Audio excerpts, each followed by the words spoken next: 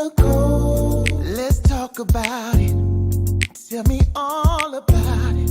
I'm here. I wanna know what's on your mind. Ooh, the world needs to hear from you, and I'm so glad to have a conversation to reach the nation. And it's all about you. We'll help each other to discover innovative ways to positively change the world. Let's talk about, let's talk about, yeah. Let's talk about conversations with Nicole.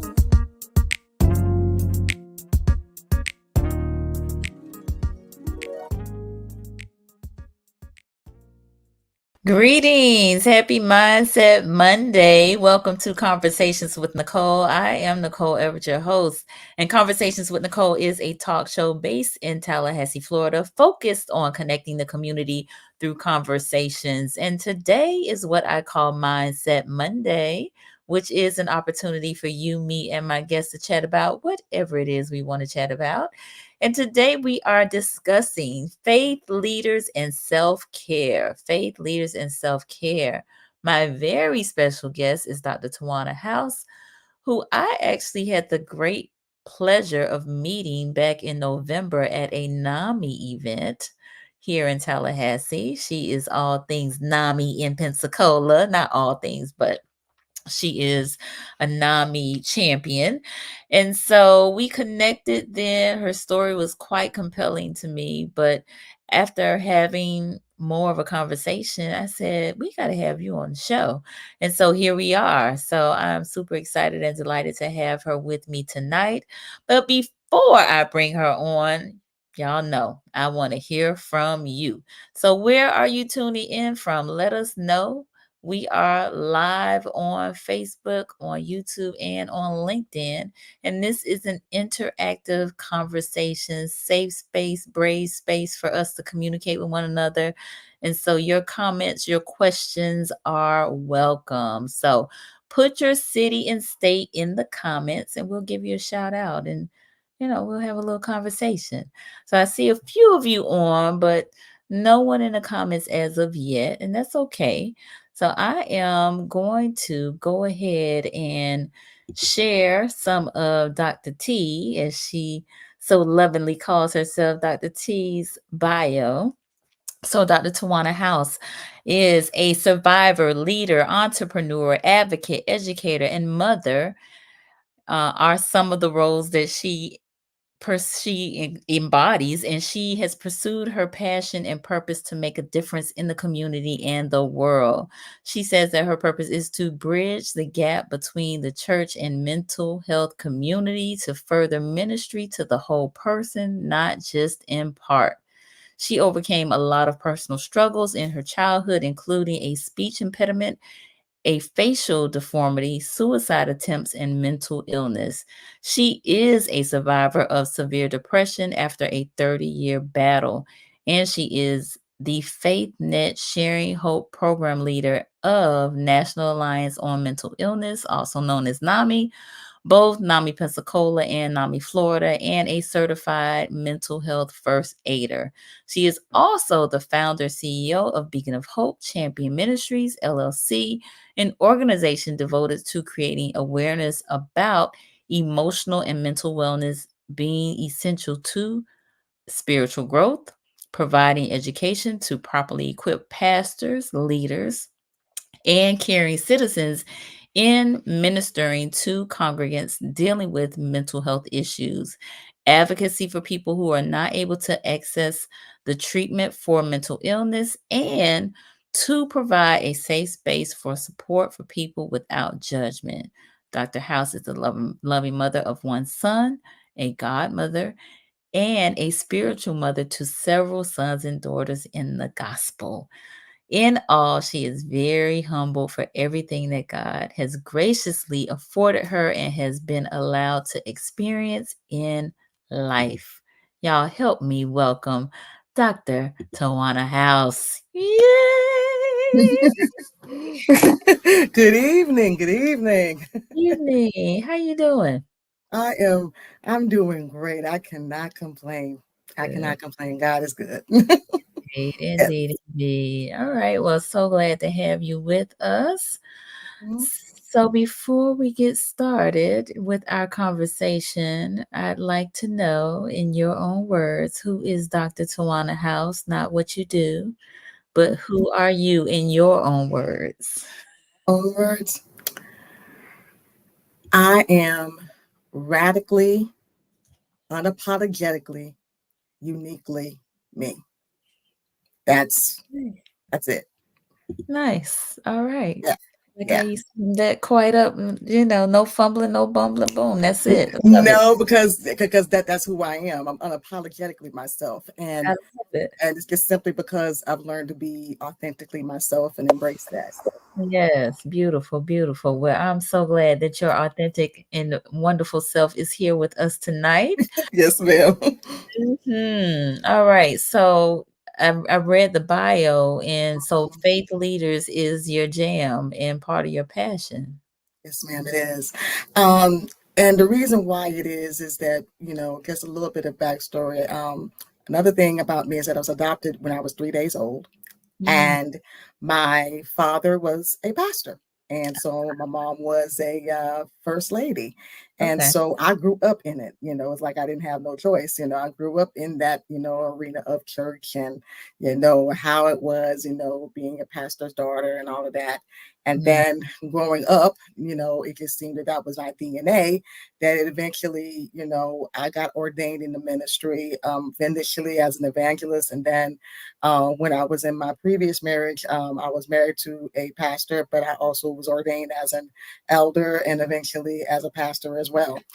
So faith leaders for me is my heart because of me being a faith leader and what I've been through as far as struggles and things behind the scenes, behind, when church service is over and things like that. I realized that pastors and leaders don't really have an outlet to really just be themselves and be human. mm, And those and because they are dependent on for so much that they have to be on like on 10 all the time, that the moment that they're not 100% or what have you, they start to question things and they don't have that space to just be human. And yeah. so, and I struggled with that myself, even in my recovery from depression. So that's when I realized that I'm not the only one. So I use my story, I use what I've learned, I use Nice. all of that to be a resource now for other faith leaders and, and helping them to understand that it's okay to take care of you as well as others. So Yeah. that's what my jam is. Okay, nice. No, I'm glad you shared that background because that definitely gives us a frame of reference in terms of why faith Mhm. leaders are your jam. And we can see because they've just been a part of your life, right? Yes, absolutely. Mm, Absolutely. been Yeah. a part of your I didn't want it to be, especially when I did get married previously to a pastor. But, at the time I was going like, this is not what I want because I've already seen what right. that's like.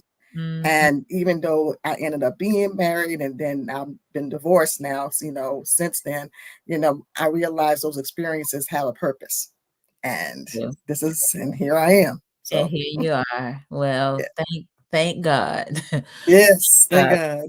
That's very important work. So glad that you are sharing your passions with us. So we have a number of folks that have chimed in. Miss Nancy O'Farrell, which I credit Nancy really kind of to me meeting you because I Yes. believe that I think she invited me to that event. Now that I think about it. Okay. In November. So thank you, Nancy. So she is here. She's the executive director of NAMI here in Tallahassee. So thank you for being here, Nancy.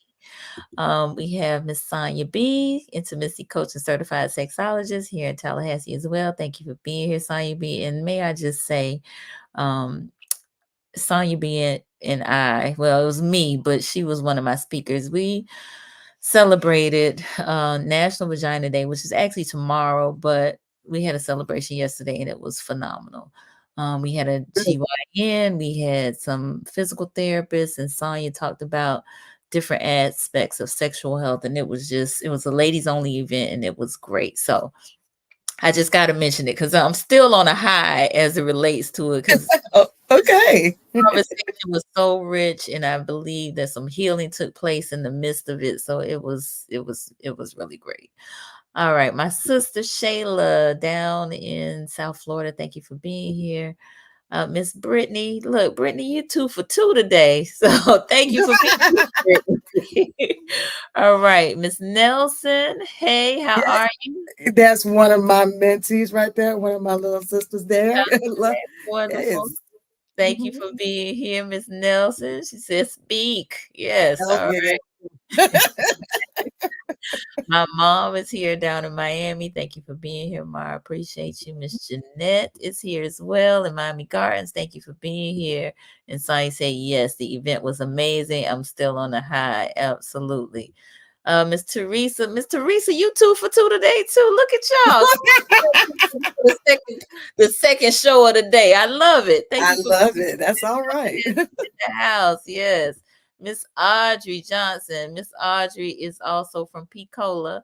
Um, Yay. All right.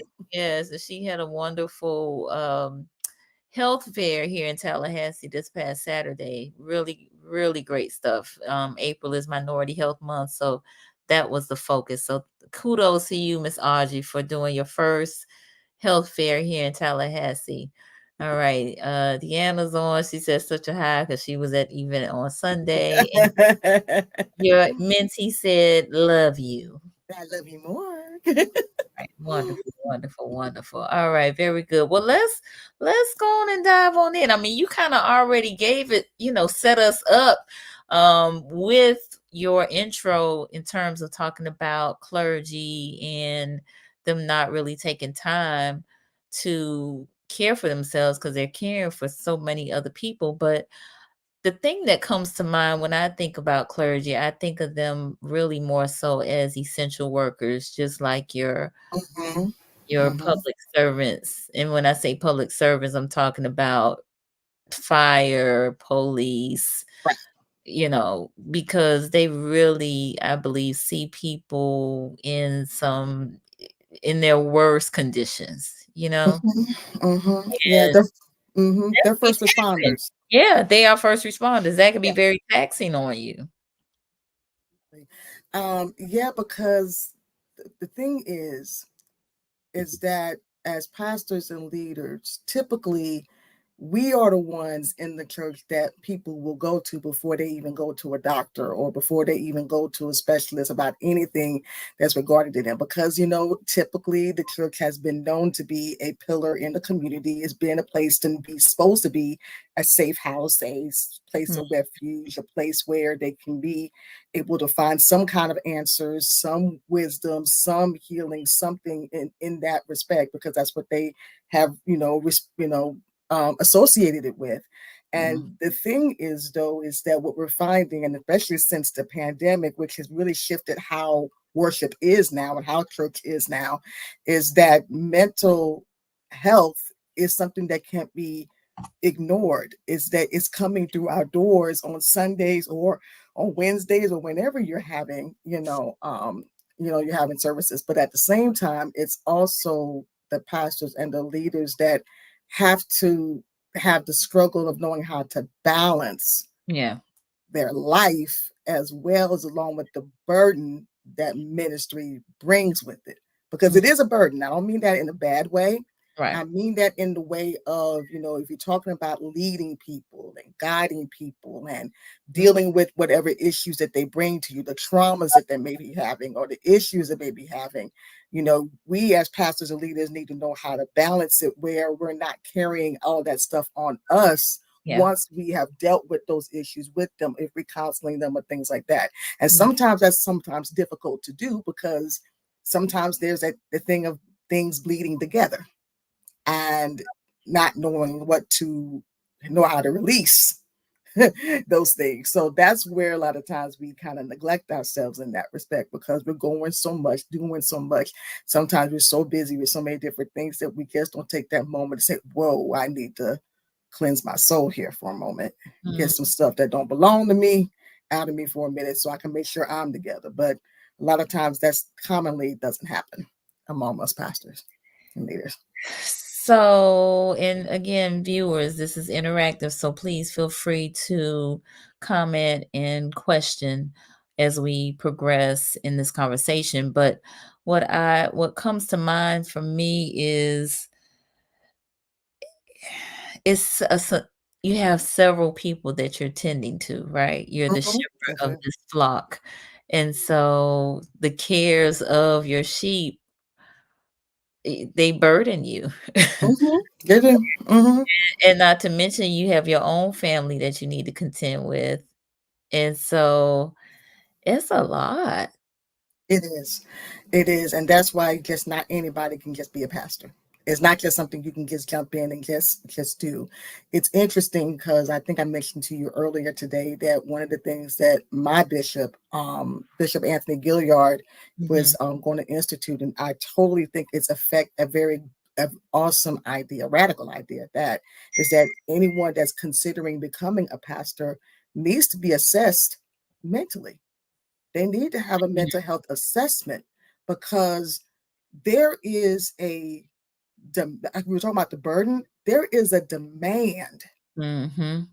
that is on all levels of our being, physically, emotionally, mentally, um, and also spiritually, relationally, financially. It's all on those aspects. There's not one aspect of life that's not touched when it comes to how ministry is, which is why not everybody is called to do it. You really have to have the grace of God to really be able to flow and lead people and still know how to be human, still know how to have a life. And it's really not easy knowing how to walk that fine line and find that balance, Mhm. because you want to be available for the people, for those leaders who are sincere about Yeah, what they're doing, because they have indeed. a love for them, and there's Yeah. nothing wrong with that. But the thing is that when that love gets to be more to the point that you're neglecting yourself, is Mhm. where that more issues come, where people, sometimes when pastors get sick and they get, tired, and their body's trying to tell them, okay, you need to sit down somewhere, and lay down. And sometimes they don't hear the alarm. And Mm. then it has to take something to happen where they end up like in the hospital for some days before they realize, oh, you know what, I should have paid attention. So, Indeed, indeed. Sonia B said she can completely relate, and my father was a pastor, so I grew up seeing it firsthand. yep. Yeah, Hmm. And yes. it could be tough, even being a child, even seeing that too. Mhm, mhm, Because sometimes if you're not careful, you kind of resent the church a little bit because you feel like it's kind of taking too much time away from your parents that you feel like should be devoted to you. And mhm. it's definitely a lot there. But yes, ma'am. Yeah, Hmm. yeah. Yeah. So I'm gonna throw this question out to the viewers, and it could be folks that are watching real time or the replay. How many PKs do we have out there? How many pastors or preachers' kids do we have out there? Just give us a thumbs up or raise a church finger and let us know. How many PKs do we have that are tuning in right now? Because I'm really curious, what some of the thoughts and feelings, like you just said, maybe you had you long for your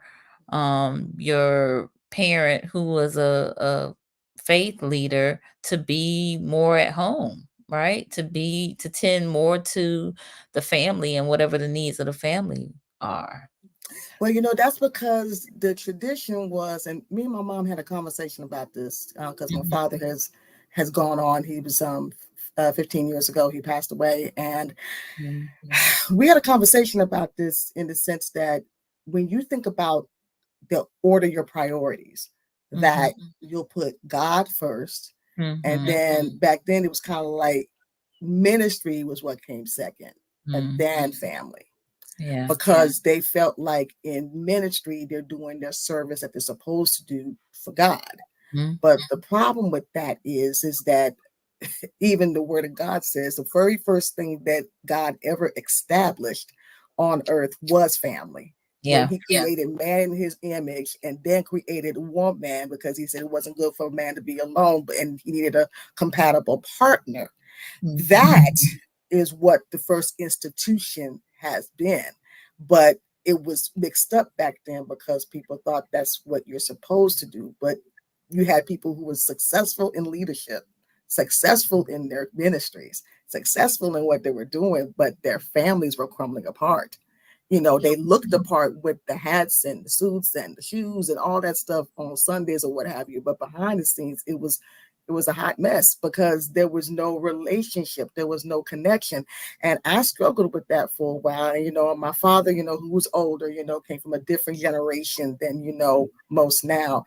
And your needs are, like Sonia said, can be put on the back seat. But I'm grateful that in this day and time that there's been a shift from that thinking. I'm very grateful that I see a lot more leaders that are putting their families, because the truth is, even the word of God says that if a man can't take care of his own house, then he's worse than an infidel. And how can he take care of the things in the house of God if he's not taking care of things in his own house and ruling his house well? That's one of the requirements of even being in leadership is to know how to rule your own house well. And the way you rule your house well is have a healthy family life in your home. Absolutely. So Sonya further said, I definitely always felt like I was sharing not only my father, but also my husband with our spiritual communities. And she said, in addition, I co-led a spiritual community with my late husband, who was an ordained minister as well. And his lack of care, unfortunately, led to deterioration of his health. Yeah, and he actually transitioned. So that's like, so people don't realize like stress can take you out of here. Yes, ma'am. Yes, It ma'am. can literally take you out of here. Yes, ma'am. And I think that's the thing that, even like you and I were just talking about some statistics that really came out. The Barna group, which does a lot of research with pastors and leaders and churches, that I happened to pull up the most recent Mhm. state of the pastors on 2024 that was released. And one of the things that it said when you talk about stress and what they're dealing with is that pastors' impulse to quit ministry has peaked but remains high. So 29% of pastors back in 2021 gave real serious consideration to quitting being in full-time ministry. But now the difference between that 29%, it peaked at 42% in 2022, but Mm. now is at 33% as of 2023, September 2023. So you still have at least, think about that, that's almost a Mhm. third of pastors, Yeah. okay, in the country has contemplated quitting because of just how stressful it can be. And Right. then at the same time, they also experience, most parents, pastors experience loneliness, Mhm. isolation, and emotional or mental exhaustion, at least sometimes. As a matter of fact, in the survey, the majority of them would have said they felt emotionally exhausted was 46%, 33% isolated from others, and 42% are lonely. Mm. So can you imagine that someone in a role as a pastor and a leader that people look up to and respect and honor, but sometimes in that they tend to forget that this person is human. Yeah. And that's the thing that's been kind of missed because when I was dealing with my issues with depression, I was an elder in the church and I was married at the time to a bishop. So Mhm. my struggle of why I didn't go get help as quickly as I should have is Mhm. because I didn't know how I would be looked at by my parishioners or the faith community at large. But at that particular time, it was around 2013, was when there was a rash cycle of suicides happening Mm. among pastors. Oh wow.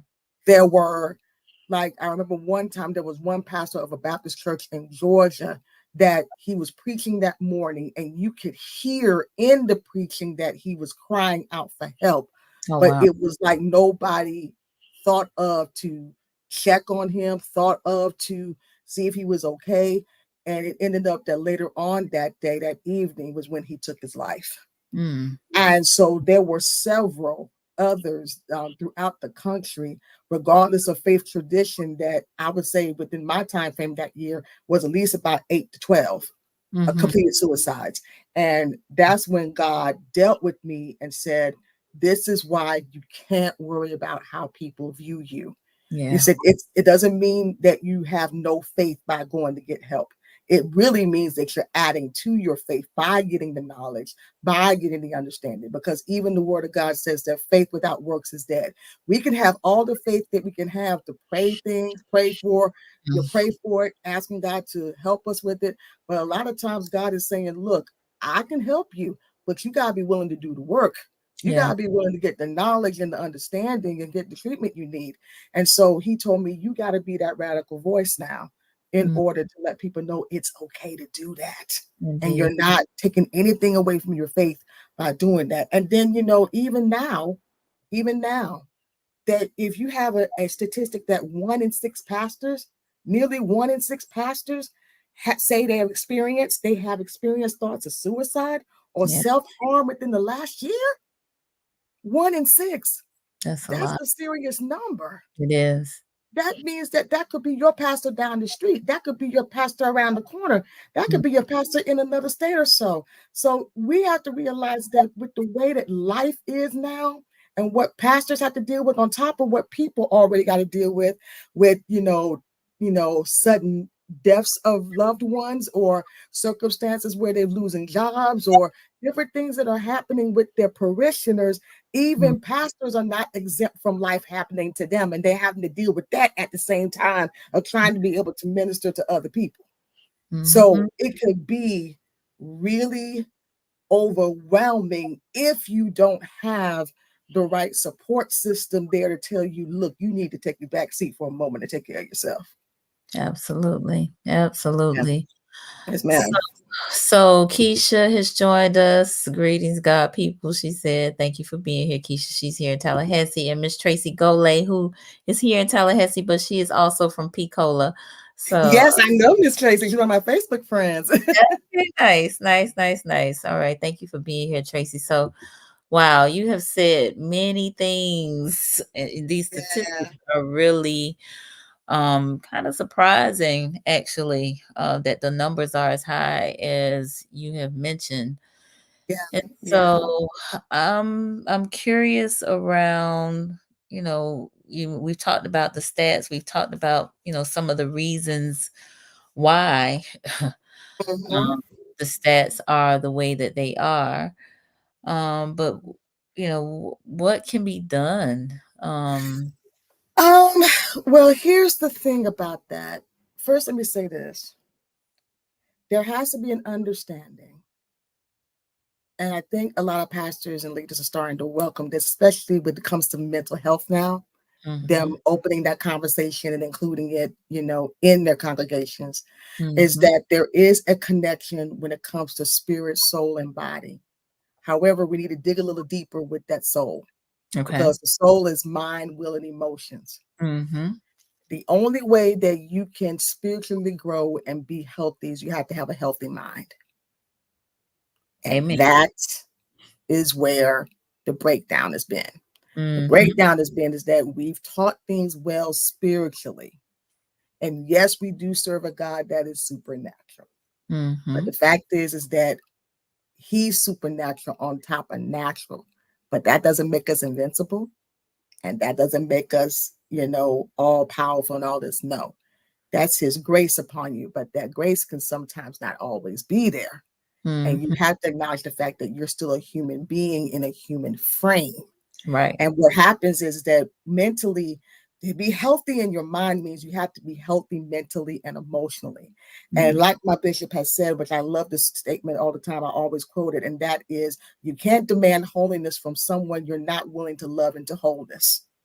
Wait a minute, wait a minute, wait a minute. Yeah, you gotta say that again. I will say that again.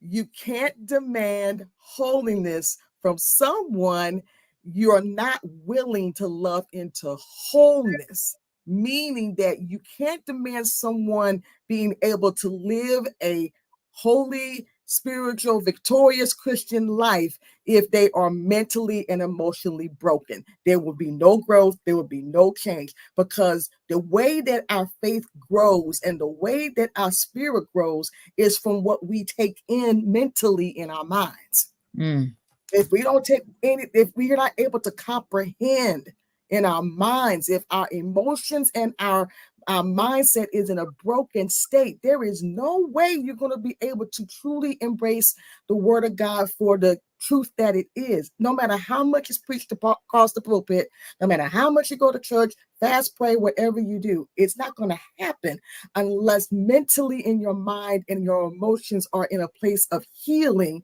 to truly embrace the word of God and be loved into that knowledge of who you are, loved into that knowledge of who he is, being able to be embraced in love and empathy, which is what God is about. But the thing about pastors and leaders is that we have some of them that struggle in that area because they are not healthy in their mindset. They may come up there and know how to put it on to preach or what have you, but there's a brokenness mentally and emotionally, and that's the thing you need to have healed to be able to even have relationship. And you have to know how to have relationship in order to love with empathy and Christ-like love in order to build relationship with the people that you pastor. And you have people who pastor, they don't have no relationship with the people, because of that brokenness in them that some of them refuse to deal with. Well. I'm just talking about what I'm talking about, okay? I'm just talking about what I'm talking about, because that's why there's been some abuse from the pulpit of people, because you're more concerned about how something may look to the, and for us tarnishing the image of the church. But the whole point of ministry is to be person-centered, not church-centered. Just like in healthcare, you have person-centered treatment for people. You have a person-centered mindset. Even in the trauma-informed care community, like we were just talking about, it's about being person-centered, focusing on what they need. Because that's what the church is for. We're supposed to minister to the whole person. But how can you minister to the whole person if you yourself, preacher, you're not whole? You're not on your way to healing, which is a lifelong process. But I'm just saying what I'm saying. All right, so we are a little more than halfway through our conversation. For those of you who are just joining us, I am on with Dr. Twanna House, who is based in Pensacola, Florida. We are talking about faith leaders and self-care. We've chatted about some of the statistics with faith leaders, and particularly their feelings of loneliness, isolation, and exhaustion. We've talked about soul, which is mind, will, and emotions. And she dropped the mic on this one. You can't demand holiness from someone you are not willing to love into wholeness. Listen, that's a whole. Thank you. She dropped the mic on that one. I see a few folks have joined us. Alonzo Morris, who is a clinician here in Tallahassee, and also Greetings. faith leader himself as well. That's cute. Yes, Miss Susan, my girlfriend in Hampton, Virginia, has joined us as well. Thank you for being here. And Alonzo said, yes, that was good. Keisha said, that's why you got to know when you've been called to preach to the multitude of different spirits. True. Yes, indeed. True. Yes. And Sonya said, bingo, not healthy is definitely plaguing us and not understanding the need to heal yourself first. Yes, yes, yes. And I'm glad that Tanya mentioned that, because I think what people, and this is something I was going to mention tonight, but we can kind of go lead into it.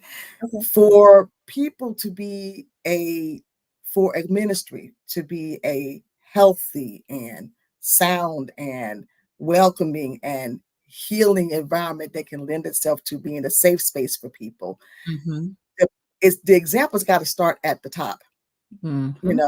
The leader if you're saying that people need to take care of themselves, if they need to go to the doctor and get what they need, or they need to get the mental help they need, or things like that, you need to be practicing that very same thing. Yes. And this is the thing I don't get mostly in church nowadays. When was it a sin to take a sabbatical? I'm trying to understand. When it was a sin to do that? Because the last time I checked in the scriptures, Jesus took time to rest. Meaning Indeed. he did all the travels he did in ministry. He Indeed. took time to rest. He took time to steal away from the disciples Mm-hmm. just so he could be alone, so he can get himself together. So just as much as Jesus understood the necessary need to rest, Yes. pastors and leaders need to exemplify the same thing. Because if you don't allow your body a moment to rest itself, you don't give it an opportunity for it to naturally do what it was created to do, which is to heal. It Absolutely. can heal itself when you allow it to rest. But when you feel like you have to keep going all the time and not be able to rest, and I'm going to just come out and say it, I feel that my father would be here a little bit longer on earth Yeah. if he would have done that. Yeah. I'm saying that because he was doing that all the time. And it took God telling us, okay, well, if you're not going to take your rest here, you're going to take your rest on this side.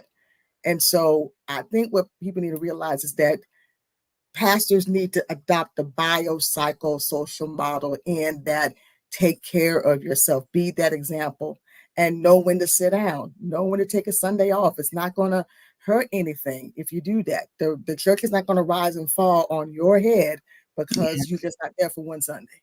So, yeah.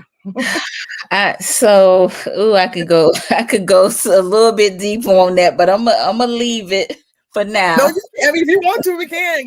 Believe me, it's no problem. Listen, Twanna already said it. So she already said it. So wait a minute. Let me go back because we got Dreana on here. Thank you for being here, Dre. Dre has a cheer organization that is mental health focused. So awesome. Yes, awesome. so she incorporates mental health in the programming that she offers her young people on a weekly basis. So, and she does a big cheer event in March. On wow. Yeah. So great work. Awesome. indeed. So she said, yes, Jesus did. He rested, and it was necessary. Rest is necessary. It is. It is. When you get older, you start learning that much more. Oh my goodness, don't you? My Lord. Keisha said they don't rest because of the controlling spirit, scared they're gonna miss something, shaking my head. Yep. Warren Cave is with us. Thank you for being here, Warren. Alonzo said definitely won't hurt to take time off. All right, Alonzo. Hopefully you talking to yourself too as you say this. Stephanie Clark, rest is a necessity for everyone. Eventually, the body will take the rest it needs. Yes. Warren, reading the comments, I must replay this. Lots of it sounds like me. Wow. Yes. All right. We got Ozzy Daniel on. Ozzy is a clinician in Virginia Beach. Thank you for being here, Ozzy. Alonza, I am one service a week for a reason. Okay, good. Yeah. And that's a good thing though, because I think that's also a thing too, when I said that statement about you can't demand holiness from someone that you're not willing to love in the wholeness, because wholeness, if I can break it down, is not so much about perfection. It's not that.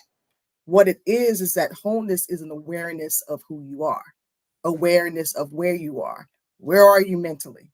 Where are you emotionally? Where are you spiritually?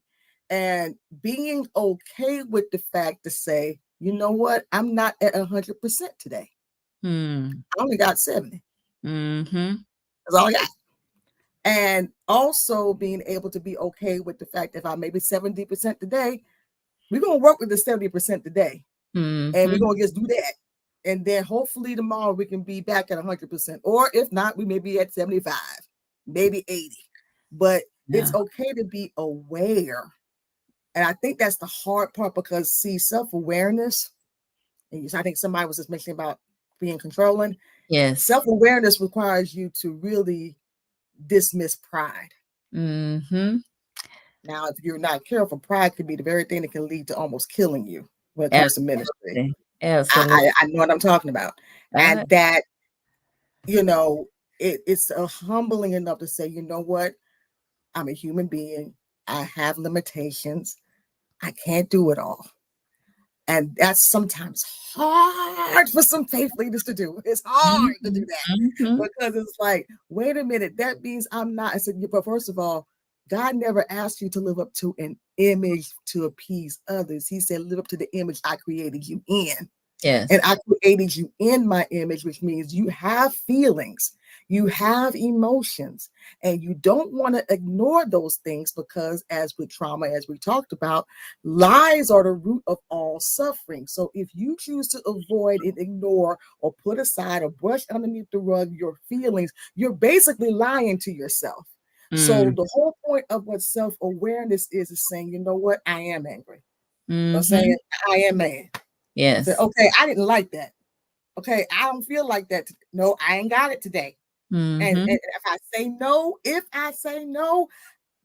I don't owe you an explanation. I know why I'm saying no, because I need my boundaries for me to protect me. And I think if a lot more pastors and leaders set healthy boundaries for themselves, they'll be in a much more healthier place to serve the people than they are, because they feel like they have to always be open. So no, you can be open to a certain degree, but it's not to be like they run roughshod of you, because some people just don't know how to respect boundaries unless you communicate it to them. So yeah, absolutely. Yes. Okay. So I'm gonna go back to Sonia's comment, which I hadn't gotten to as of yet, but this is what I was thinking about. Sometimes the ego gets in the way of resting, and then isn't taken until there is not another choice, or it has resulted something unfortunate now results in a reaction of resting. And so really what I was thinking of is,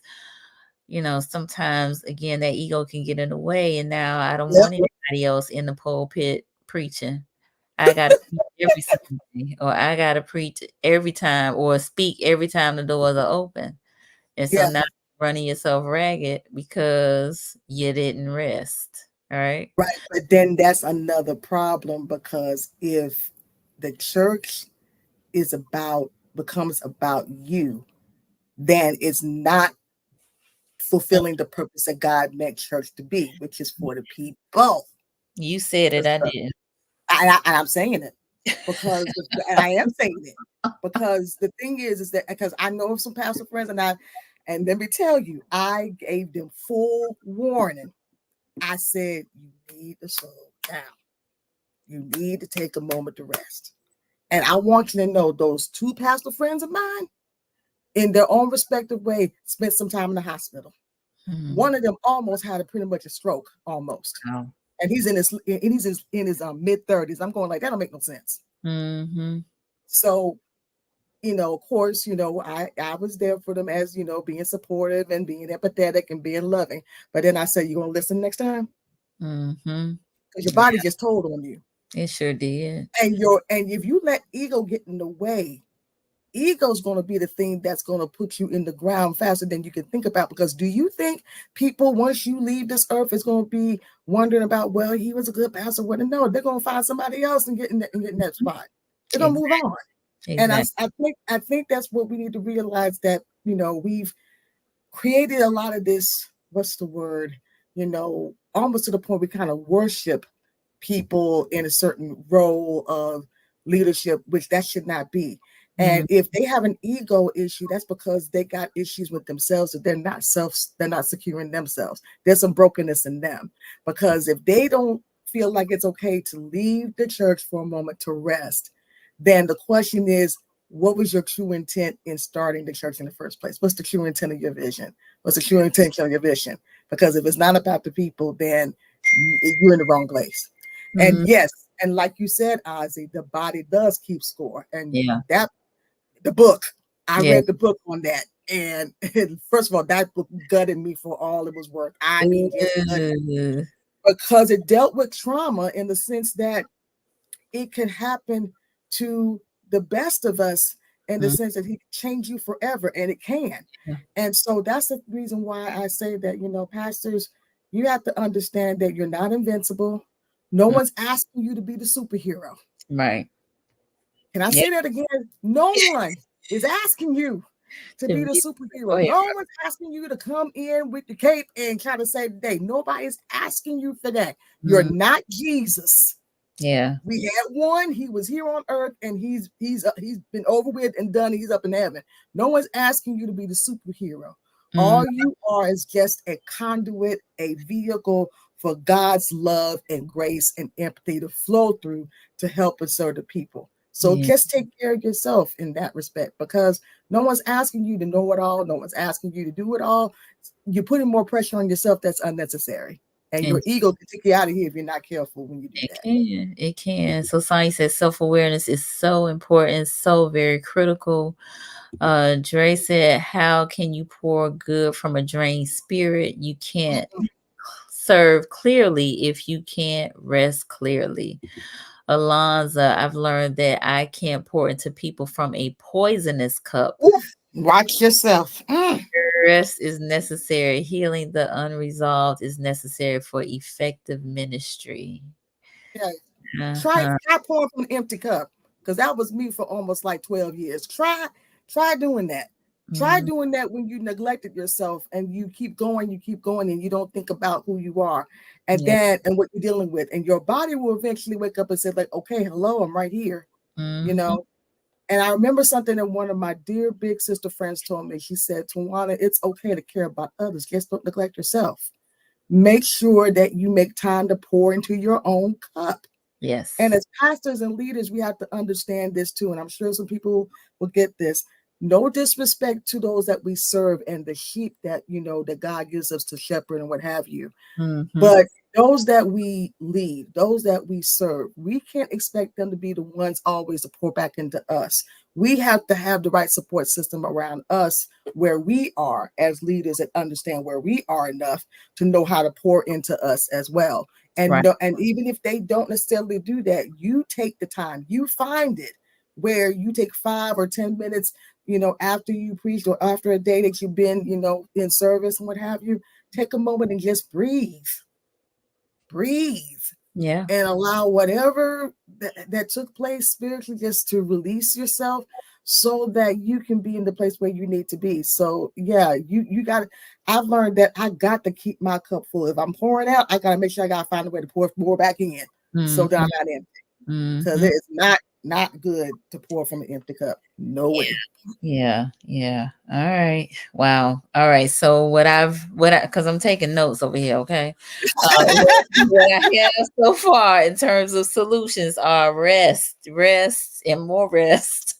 Yeah, Um, set healthy boundaries, be whole, which means being self-aware, awareness of who you are and where you are, and then don't pour from an empty cup. don't Mm-hmm. don't don't Mm-hmm. don't. And let me say this also too, just for the record. So we talk about that scripture in 3 John 2, where it says, I wish above all things that you Mm-hmm. prosper and be in health, even as your soul prospers. I think what people understand is that true prosperity is not what's tangible. It's not what's tangible. What it is that when you are healthy in your soul, when you're healthy in your mind, will, and emotions, and your spirit, that's when you're most prosperous. That's when you're most successful. Mm-hmm. Everything will basically jump off from that. If you're healthy in those places, you don't have to worry about anything else flourishing in your life. It will. And a matter of fact, self-care is not contrary to the biblical Christian living. It's Mm-hmm. not contrary to the biblical word of God. It says, that we want your soul to prosper. Well, guess what? You have to take care of your soul, because there is a scripture that talks about our bodies being the temple of the Holy Spirit. Mm-hmm.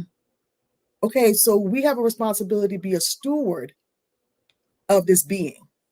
We have the Yeah. responsibility of being a steward of our soul to make sure Mm-hmm. it's healthy. We have a responsibility to be a steward of our physical body because we are a steward of it. That means you Mm-hmm. got to make sure you have the right nutrition.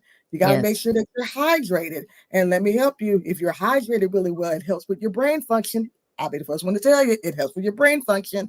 Mm-hmm. You need to make sure you allow time for recovery and rest, and allow time to know how to manage your stress properly and setting boundaries. All those things, Mm-hmm. all culminate in it, because we have a responsibility to take care of and be a steward of what honestly doesn't belong to us. Mm-hmm. This right here don't belong to us. It belongs to God.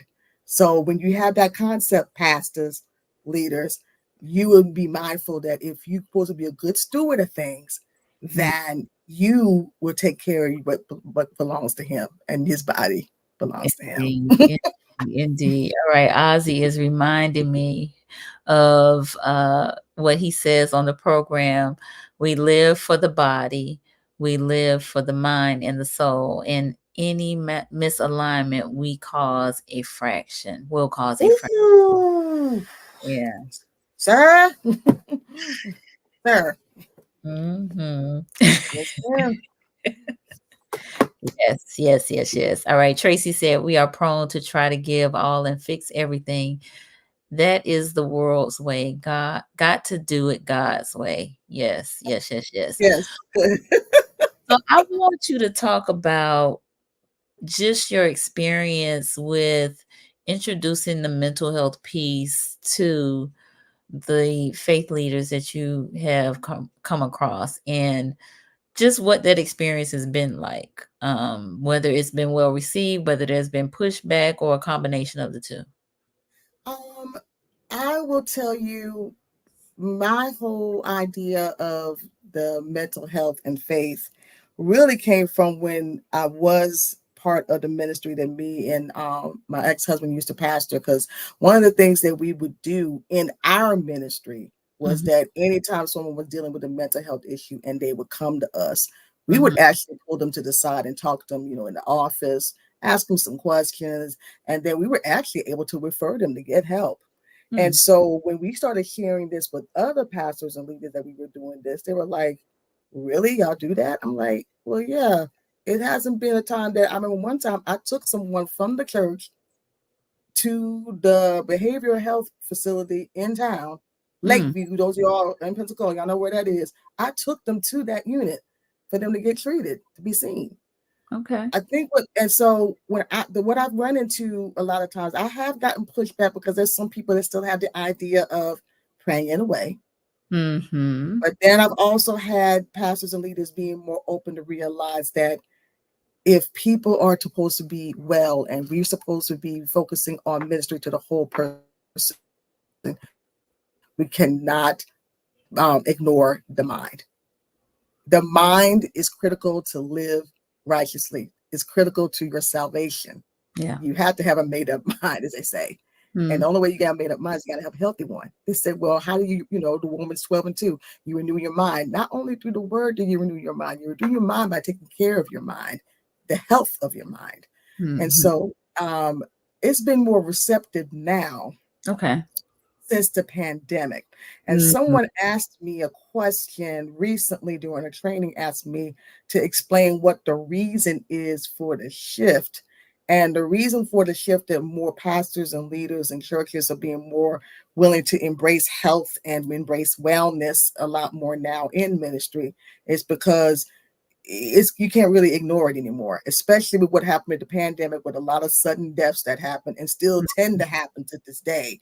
And a yeah. lot of the people who are dealing with infirmities, in their bodies, or whether it be mentally what they're dealing with, it's evident that it's not something that can be ignored. It's something that has to be addressed because people are coming into these churches with this stuff, and we have to be able to know how to serve them and help them the best way that we can help them.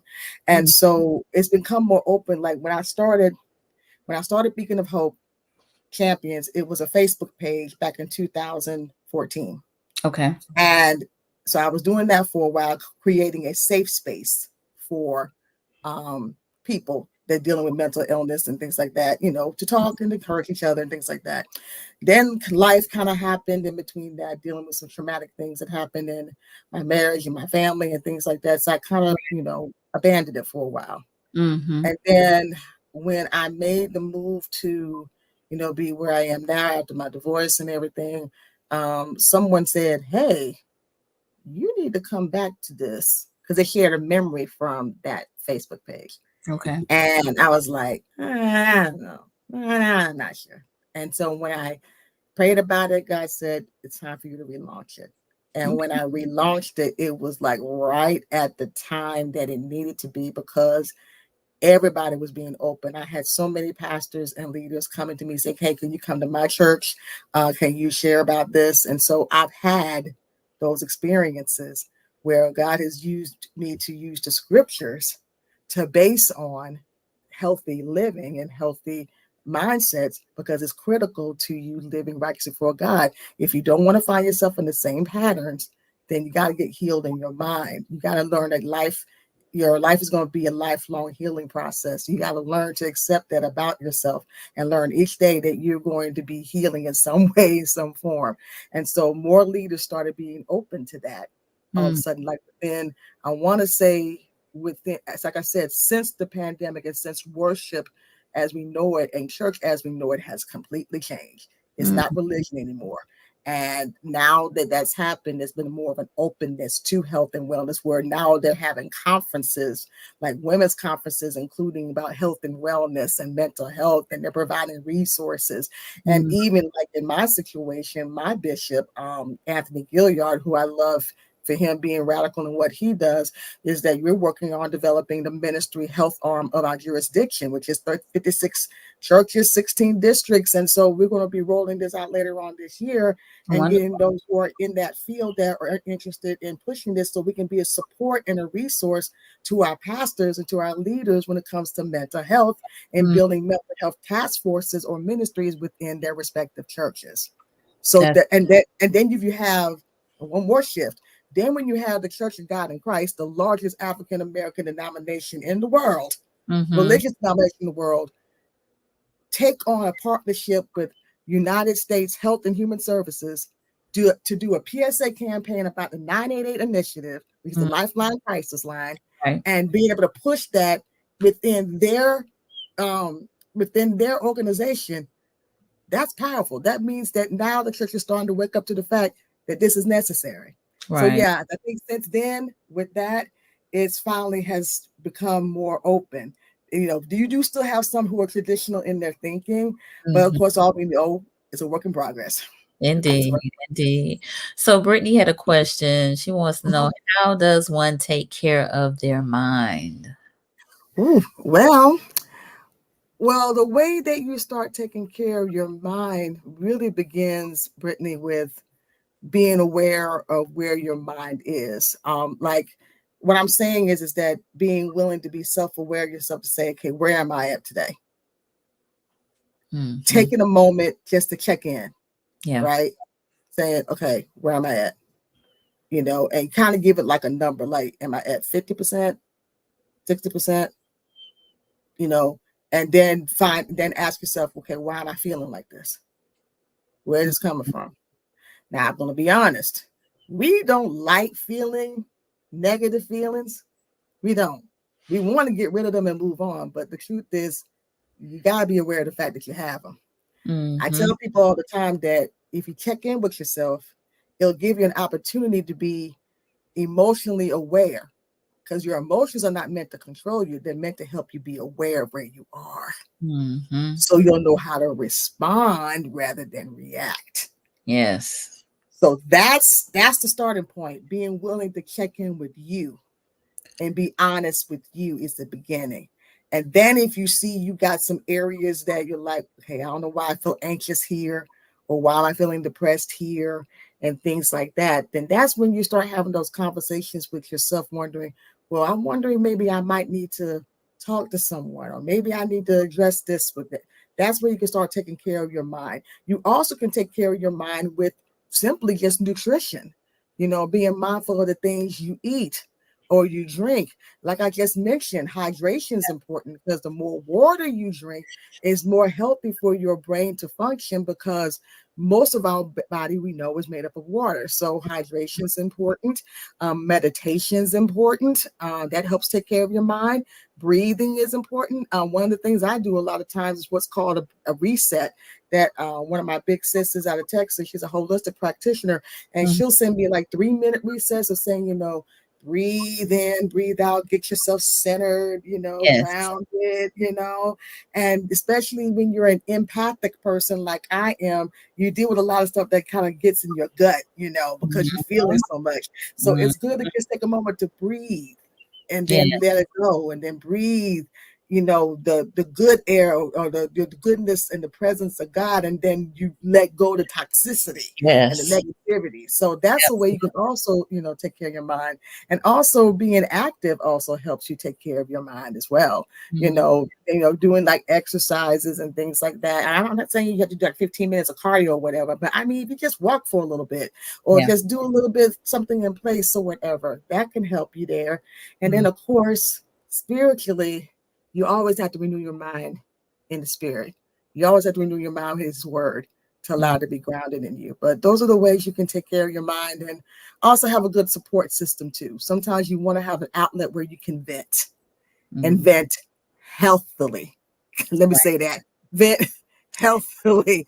In other words, if you got to get it out so you can get some relief, you have to have those spaces to be able to do that, and have the right support system for people to support you in that. Because then they know, okay, I'm listening. I ain't trying to solve my problem. I'm just listening. So those are the ways that you can take care of your mind. But I think it's just really about being mindful of yourself is where you begin to take care of your mind. It's being mindful of you.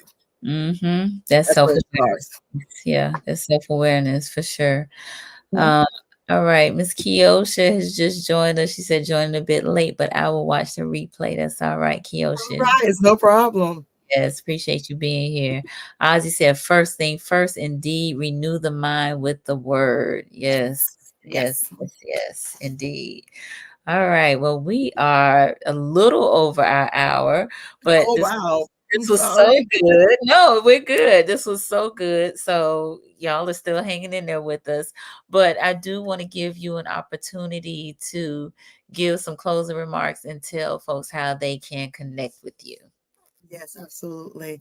But first, I want to say thank you, Nicole, for having me on your platform tonight. I appreciate what you are doing, because respectively, I have a platform myself.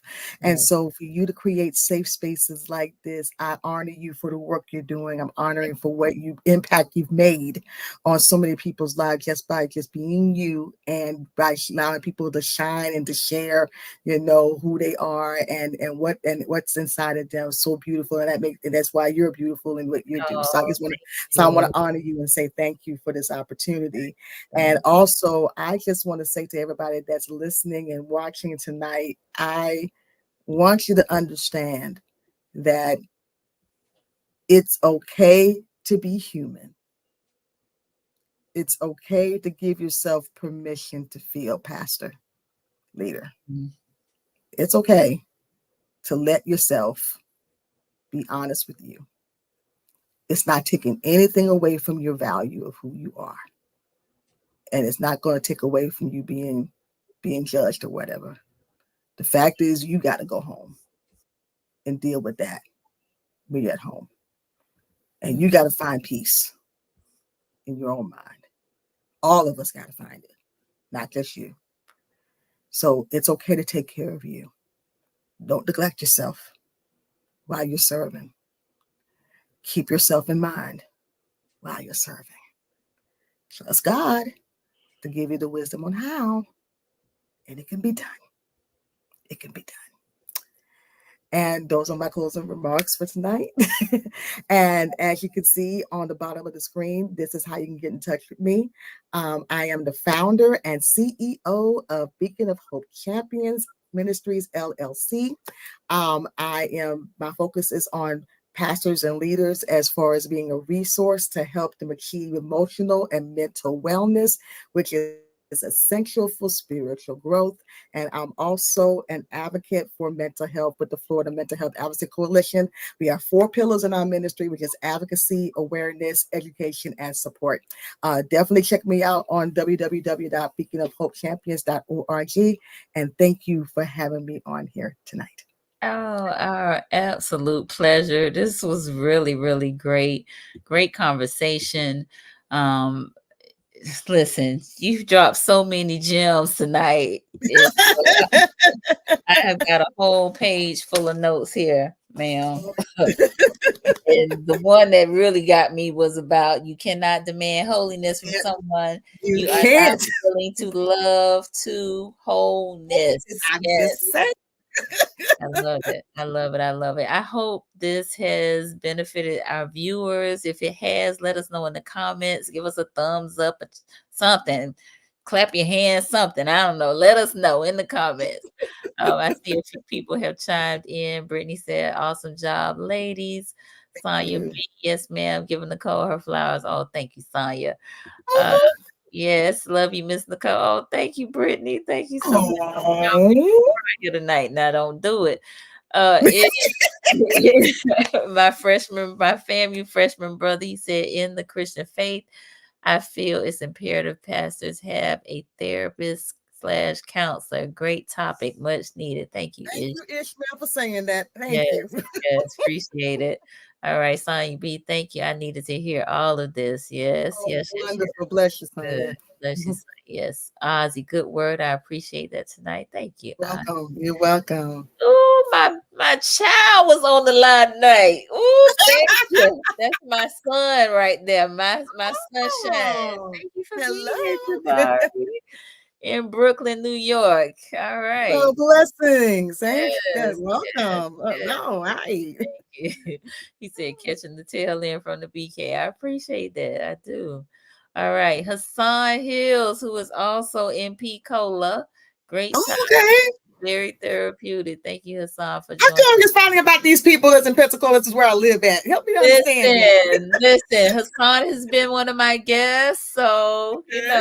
I tried to hit up my Pensacola people to let them know, like, this is somebody Right. you need to connect with. Yes. All right. Riley. All right. Bless you all. Thank you. My sister Shayla. Thank you. Seminette, D Seminette. Thank you. Mom said great. Thank you so much. Appreciate it. So for those of you who are new to to my platform, I definitely want to invite you to subscribe to Conversations with Nicole. We are live here on Mondays and Wednesdays, and the focus is on mental health and wellness in Black and Brown communities, trying to encourage us to get our checkup from the neck up and be our very best selves by having clinicians of colors or just folks that are interested in our mental health and wellness be on the show and talk about that, the 8 dimensions of wellness, which we talked about a number of those dimensions tonight. But again, it's all about us being well. So let's keep this conversation going. Please Yes. like, share, tag a friend, share it on your social media, copy the link and text it to somebody, because this was a very important conversation. And you may know of a clergy or a faith leader, doesn't even have to be the head pastor, but somebody that is a faith leader that works in the worship centers that really needs to hear the words that were shared tonight. So encouraging us, we all are planting and watering, and it's up to God to give the increase. So that's what we're doing. That's what we're doing. Absolutely. So again, Dr. T, thank you so very much. I Good. appreciate it. And y'all connect with her, and you will have to have you back on and talk about something else. Oh, I'm blessed. Well, thank you. I appreciate that. I'll All be right. All right, good people. We'll see y'all next time. Have a good night. Peace.